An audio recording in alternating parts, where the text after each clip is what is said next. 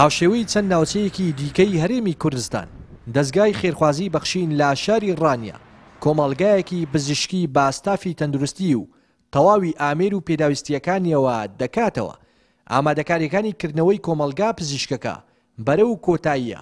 لە حاڵی ئامادەبوونی کۆمەلگاکەشدا هاوڵاتیانی دەڤەری ڕاپەڕین بەگشتی لێی سوودمەند دەبن. ئەندامێکی لیژنەی ئامادەکاری کۆمەلگای پزیشکی بەخشین لە ئیداری ڕاپەڕین دەڵێ بەگەرخستنی کۆمەلگای پزیشکی بەخشین لە دەڤەری ڕاپەڕین کە ناوی کۆمەلگای پزیشکی ڕاپەڕین هەڵدەگرێت وەڵامدانەوەی خواست و داواکاری هاوڵاتیان بەگشتی و خەڵکانی کەم دەرامەتە بە تایبەتی.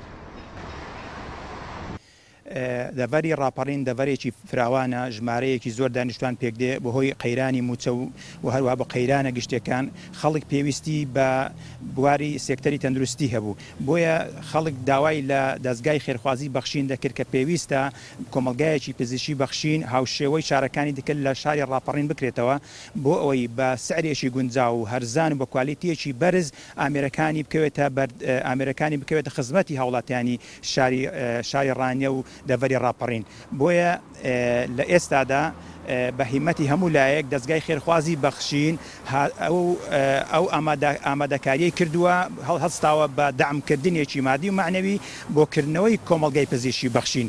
ئێستا ئێمە لە تەواوی هەنگاوی کۆتاییداین بۆکردنەوەی کۆمەلگای پزیشکی بەخشین لە ڕاپەڕین. ئەو کۆمەلگای پزیشکی بەخشینە جیاوازتر لە هەموو کلینیشی و کۆمەلگاکانی تر کوالیتیەکی بەرزی هەیە و هەروەها نرخەکەی زۆر گونجا و هەروە دڵنیایەکی زۆر باشیش دەدا بە هاوڵاتیان کە دڵنیا بێ لای ئێمە لە سەلامەتی و لە بواری تەندروستی.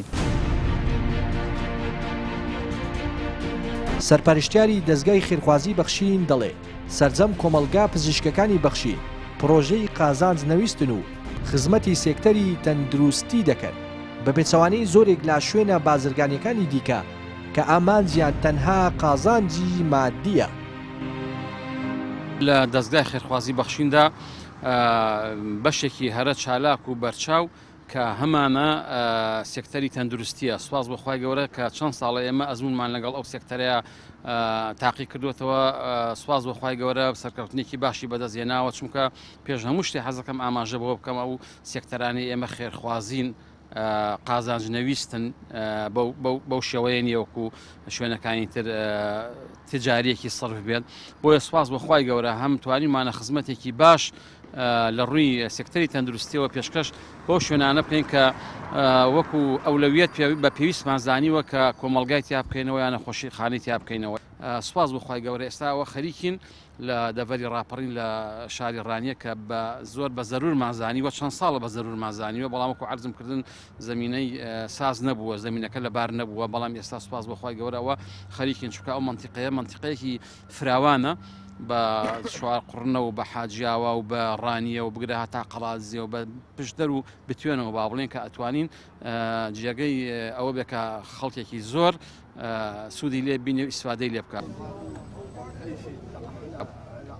دەستگای خێرخوازی بەخشین وێڕای هاوکاری ڕاستەوخۆی هاوڵاتیان و خێزانە کەم دەستەکان بەڕێگە و پرۆژەی جۆراوجۆری دیکەش خزمەت بە کۆی هاوڵاتیان دەکات و دەیەوێت بە پێی توانە باری سەرشانیان سووک بکات. نەخۆشخانە و کۆمەلگا پزیشکەکانیش بەشێکن لە کۆمەکی ناڕاستەوخۆی دەستگای بەخشین بۆ هاوڵاتیان بەبێ جیاوازی تاوەکو لەم دۆخە ئابووریە سەختەدا کەمێک لە بارگرانی سەرشانی خێزانەکان لە هەرێمی کوردستان سووک ببێت. لە دەڤەری ڕاپەڕینەوە ڕێناس ئەرسەلان کەناڵی ئاسمانی پێیان.